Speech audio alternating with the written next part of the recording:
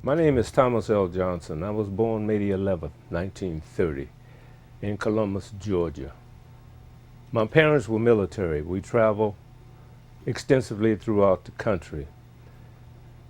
I can recall that as a young man, a young boy, I worked as a sharecropper, earning 25 cents a day picking cotton. And after my education, I was educated starting in a little schoolhouse, a one-room schoolhouse, where all the grades were taught in that one room. I used to go to school barefoot. I can recall the day that I stumped my toe and had blisters from walking barefoot because we didn't have shoes through the week. We only had Sunday go-to-meeting shoes. My father got transferred to Fort Devens, Massachusetts. That's where I got an experience being in an all-white town. I was the first black to go to school there, so I was kind of a novelty, but I was treated very well. I learned how to ski, ice skate, and go on toboggan sleigh rides. From there we went to New York City, and this was about 1942 when the riots took place there. I went to PS 160 in junior high school. And after we left New York, we came to Washington, D.C. I attended Dunbar High School, graduated from Dunbar High School, met my current wife, Audrey, that I love very much. We got married in 1950. I was 20 years old at the time. And we've been together ever since, even up until this day. She was a very helpful person to me. After high school, I was inducted into the military. I spent 2 years in Fort Ord, California. I attended leadership school. I don't know whether it's true or not, but they claim that I have, an IQ of maybe 125 or something, so therefore they put me in leadership school and said that I should go to officers candidate school. They sent me to Yoga Flats, where I observed the atomic bomb explosion. It was actually the atomic cannon. They actually built a whole city, just like Washington, D.C., trains, buses, paved streets. They gave us Geiger counters where we could count the radiation after the bomb exploded. To test the effects of radiation on your eyesight, they put rabbits in embankments all around the site. And at the very instant that the bomb was to go off, they had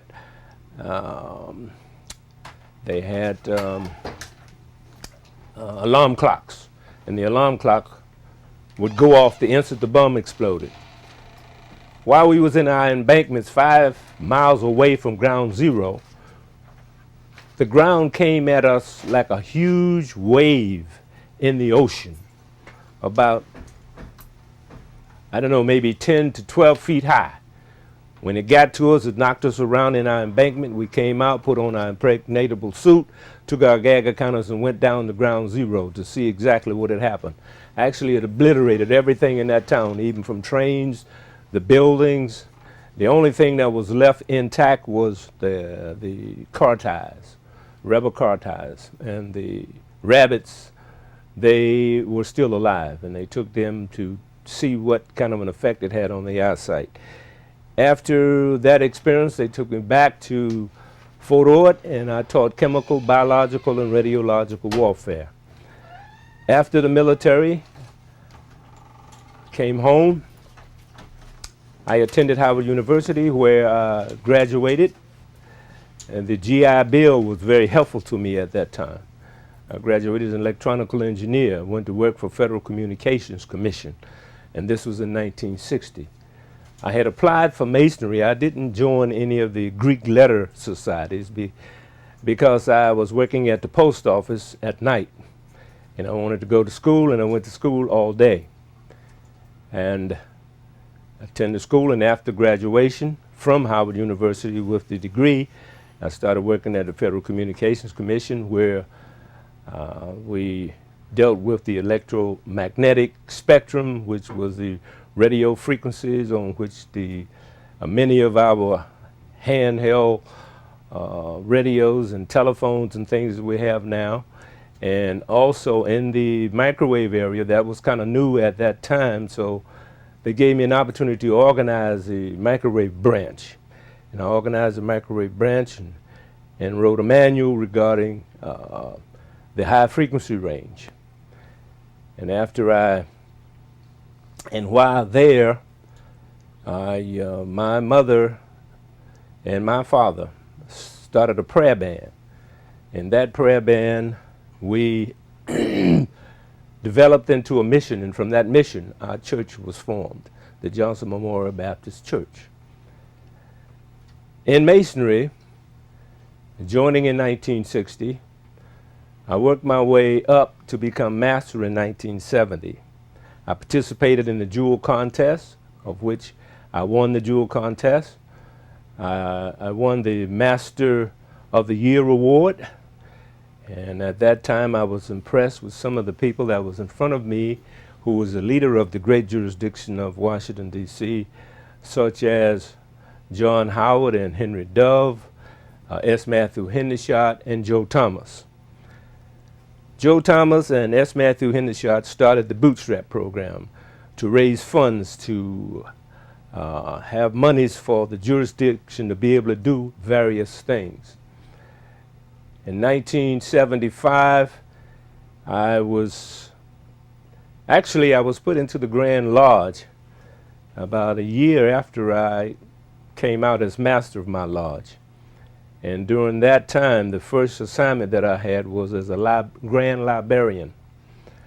And working as a Grand Librarian, then the next year, administration that came in, I was appointed as the Junior Steward. And then in 1975, I was appointed to head up a group to celebrate 200 years of Prince Hall Masonry in this country. And during that time, we organized and we assembled, and the brethren, at about 2,000 strong, marched up Wisconsin Avenue to the National Presbyterian Center. We invited Ron Dellums to come and speak for us at that time. And then the next year we organized, and I believe we had over 2,500 brethren or more with our friends and loved ones to go to Constitution Hall. And there we had a great time. And after that, I worked my way up and became Grand Master in '81. And as Grand Master, being impressed with what Henry Dove and John Howard wanted to do in this jurisdiction, and that was to make it solvent and to give it strength and to buy properties. So I set out to develop what we call the master plan. And in that master plan, it was my idea to buy all properties that was on 11th Street, T Street, and U Street in that square. And we would take that property, and along with the Order of the Eastern Star, as well as the shrine, and we would have a Masonic complex. It was my idea that on the corner of T and Vermont Avenue to build an office complex. And in that office complex, we would have daycare centers, and we would have underground parking. And people that lived on the outskirts in the suburbs could drive downtown, park their car in the garage, leave their kids if they had them in our daycare center, catch the metro right beside the temple and go downtown. And when they finish, they come back, get their kids, and go on the outskirts. But at night and on the weekends when we have our meetings, our people would have a place to park in that garage. I did, as Grand Master, buy I think 2 to 3 pieces of property down on T Street, and so we were able to, and John Howard and Henry Dove also bought some properties, but we could not persuade everybody to believe in the program, so the program kind of fell in the cracks and was not continued. But now we can see the error of our ways, because we don't have places to park now. We don't have where our people can come downtown. Everything now, and as we can see, Now the properties that back in the day when I was telling them that it would become very valuable, it has increased in value. And you can't hardly buy anything on U Street. You can't buy anything on T Street. But that was one of the things that we tried to do. And then when I left out as grandmaster, as past grandmaster, one of the things that I did was to develop the public address for installing the grandmaster so that the general public could see what takes place a lot of times with us as Masons. Because one of the things that we wanted to do was to enlighten the general public about Masonry. Retrogress for just a moment and go back to the time when I was working my way up in the Grand Lodge. That was one significant thing that I did, and because John Howard was Grand Master at the time, and we were trying to build a morale of the craft. And I made a suggestion that maybe we needed to design an award that we could give the brethren, kind of like what the presidential award, when a citizen accomplished something great in the community, and the president gives them a presidential award. And that, at that time, that particular award, we call it the S. Matthew Hendershot Award. And I was asked to design the S. Matthew Hendershot Award, which I did, and we had it cast, and it was an award that was to be given only to brethren that had done outstanding work in the community, in their church, and outstanding work for Masonry. It wasn't just to be given wholesale. Very few people would be qualified to earn that particular award. And there were some other awards that we developed at that time. During the time that I was working my way up in the Grand Lodge, Henry Dove and John Howard used to always preach about breaking the back of clandestine Masons. And that stayed with me, and when I became Grand Master, I set forth to carry out that desire. And fortunate enough, we were able to convert 2 clandestine lodges into Prince Hall Masons.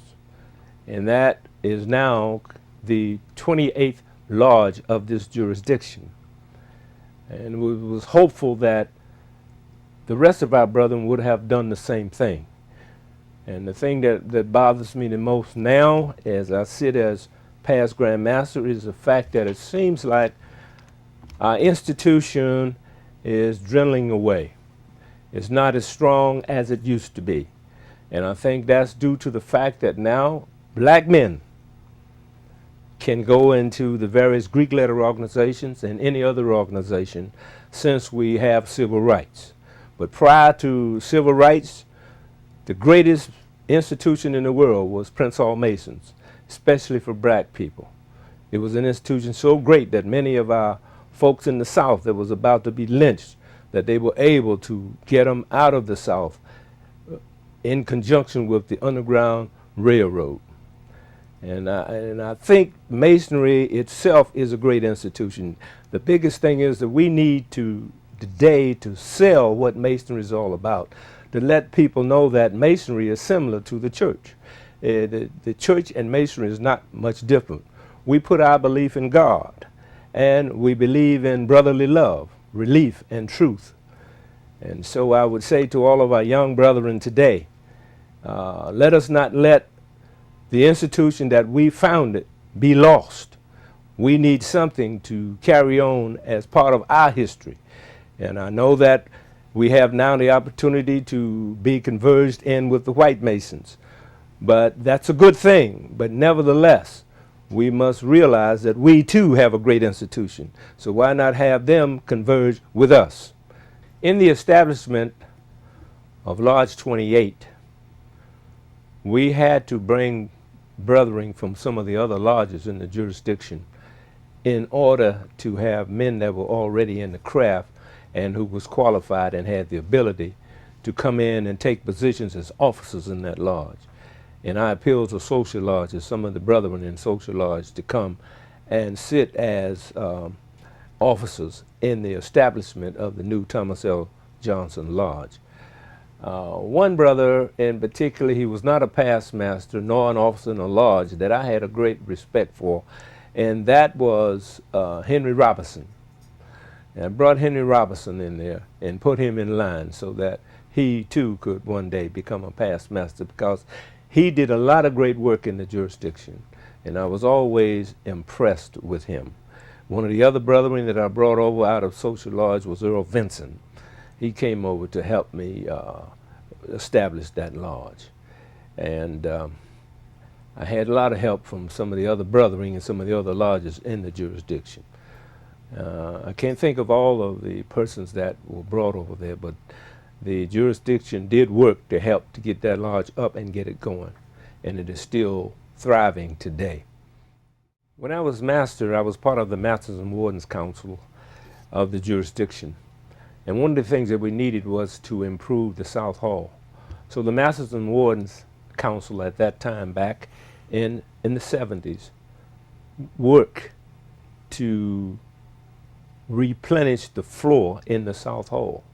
So that checkerboard floor that you see there now was done by the Masters and Wardens of 1970. During my administration in 1981, I assigned Worshipful Nathaniel Adams to chair a committee to get the temple as a historical landmark. He went to work on it, and sometime later we were fortunate it came to fruition and the temple was established as a historical landmark.